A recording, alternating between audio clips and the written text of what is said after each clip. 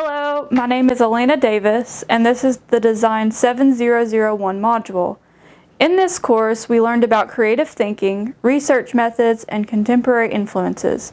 For our project, we focused on COVID-19, and through design thinking, we were to solve one of these many problem spaces of our choice surrounding it. My team's direction focused on solving the problem of delivery systems in the UK during isolated quarantining. In the Design Thinking Toolbox by Michael Lurick, Patrick Link, and Larry Leffer, when talking about design thinking, it specifies the objective is to generate as many ideas as possible, including wild ones, with the help of various creativity techniques. These creativity techniques can be broken down into three main topics: desirability, viability, and feasibility, all important aspects to keep in mind when designing something. In Stuart English's research study, he explores the use of multiple perspective problems framing. From this, he developed a chart called the Centers of Inquiry. This chart's main use is to help designers or businesses understand the value and strategy of their project. We began with brainstorming through mind mapping with sticky notes and areas of interest. Then after this, we mapped out Pestle for further ideation that may not have been discovered yet. This is a mix of creative thinking and considering our contemporary influences. After mapping these, we made various connections through all the sections using arrows. We pinpointed our own knowledge gaps, why we chose these centers of inquiry, and what we want to solve from this. Many of these were just ideas to ideate further from, but we eventually realized that three centers of inquiry had lots of overlapping: the NHS track and trace app, travel restrictions, and quarantine. We expanded further through radiant mind mapping and specified research based on findings, and noted how everything worked together as a whole system. From personal experience of my own, a lot of international arrivals must quarantine for 2 weeks. For people unfamiliar with the UK or going to uni for the first time, this is challenging, considered one might be without people they know in this new area to help them with necessity buying. They also may lack a UK SIM card to communicate with delivery services. In further research, we discovered that the Office of National Statistics estimate that 633,000 people had COVID-19 in December of 2020. It's also estimated that 107,610 people were self-isolating on their own. There were 272,000 international students studying in the UK in 2020, many for the first time. This meant that there were many others just like me, potentially in the same predicament that I was. We looked at current systems to see what was already out there. While there were several great systems in place already, some had flaws. For example, UniKit Out, a student delivery service, delivered general items you need living on your own, but didn't supply food. Another example being Northumbria University. While they had a food delivery service for quarantining students didn't have the option to choose the food items, and the delivery was often delayed by several days. We made the connection that the NHS Track and Trace app, while it does track and potentially help limit the exposure and transmission of COVID-19, it doesn't help individuals quarantining. We thought, what if we could create an NHS essential delivery program through the current app in place? While it has its strengths, I made some key insights: no hierarchy, structure, or delivery methods for quarantining individuals. We then did a design-driven adherence chart based on our Professor Rafiq's guidance. Here we highlighted key aspects the app could utilize as far as a user experience perspective. From doing this, we found that adding a quarantine countdown section to the app, ability to change the language, and advanced specific geographic information was needed. Donald A. Norman, author of The Design of Everyday Things, says that simplifying the structure of tasks makes things much more user-friendly. We kept this in mind as we designed our prototypes. We did wireframing of what the app's user journey would include. We knew that some users may have specific needs when arriving in the UK, so we thought adding a filtered system would be beneficial to get users through quicker and easier. We also realized some may abuse the next-day delivery system we had in mind, so making sure to verify their quarantine status was necessary. If an international student were flying in, for example, they could enter in their landing card details. Before moving on to designing the app any further beyond the wireframe, we wanted to make contact with potential partners for something like this. First, though, we would need to map these potential partners out.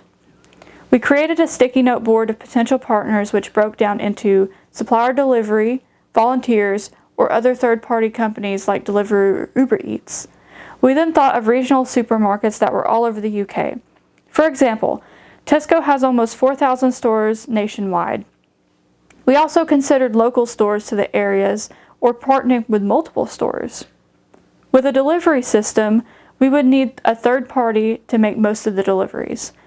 Through a connection our teammate made, we managed to make contact with a major supermarket store and talk about potential partnerships. He said that it was something that they would be interested in as a company and could see us talking further at a later time when we were further along with the project. In the meantime of waiting for our potential partnerships to reply, we began designing the app based on ideation we did through wireframing the first drafts. We based these new designs off of current NHS brand guidelines. After finishing the initial design, we wanted to get design feedback and learn more about the business feasibility costs of bringing this project to life. We reached out to a UX/UI business, Creative Navy. In speaking with the designers, we gained very good feedback about our designs. Overall, they said we had a well-thought-out app interface with beautiful designs that carried the NHS brand identity well. They also gave us a price sheet estimate on what it would potentially cost to make the app integrations. For 4 weeks of design work, it would be around £30,000 to £40,000, and for coding, it would be anywhere between £100,000 to £120,000. We did get future improvement feedback as well. They mentioned making a hamburger menu for icons in the top right corner to go into, as well as making a few UX changes to the checkout process, which were very simple fixes. As a designer that has worked in the UX/UI jobs before, I could argue that a hamburger menu for that little of subsections may not necessarily be needed. If we carry this app into production, though, I would like to get more feedback from other UX design agencies, so we have a larger qualitative pool of feedback to take from. After our presentation to the NHS, we reached out to Mark Taylor, one of the reviewers, for more feedback on next directions. In his email to us, he told us that we need to think about the life cycle of an integration like this. With the rollout of vaccines, would the usage of this integration be maintained or decline? Who would be our direct line of competition, since Morrison's is now on Amazon Prime for delivery, and it's quite quick? All very good points as we move into 2021. Mark encouraged us to potentially pivot this idea into something that has a longevity longer than 2 to 3 years. Mark then got us in touch with one of the business development managers at Northumbria University so we could talk about potential business ideas reflecting our project and who we are speaking with in this present. Now I will show a basic walkthrough of the app redesign and delivery integration. We redesigned the home screen to have 3 icons at the top corner, which include information, change language, and notifications. We also included the number of cases in one's area. So say I'm someone that has just received a COVID-19 test result. I can then enter my test ID number through the app and indicate that I need to quarantine. After I see my positive result, the app then takes me back to the home screen where I can see that the venue check-in button has now been replaced with Get Delivery Aid. After clicking this button, it then takes me to another page asking what all I need during my quarantine. This also includes the option to get a UK SIM card delivered. After checking the boxes, it takes me to a filtered out page with exactly what I need, and I can make choices based on this. We also included a food filter for people that may have allergy restrictions. After making the necessary choices, I can then click Checkout, which takes me through a basic checkout system. This includes seeing my total, entering in my delivery information, picking a slot time to be delivered to and having extra instructions, payment method, and finally, confirming my order. Once the order is in place, you can then track the order by clicking the button provided. There's also another integration we made besides checking in through entering a test result. For international or high-risk residents, for example, we created a quarantine check-in button.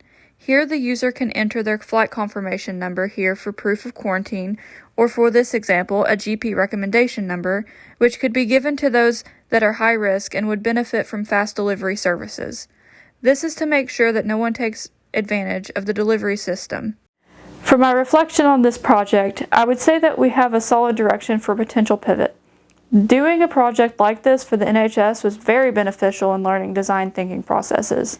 The next steps of this project is going forward with speaking to our potential partners further to see if we could produce an output, even if that does mean we pivot our direction. Thank you.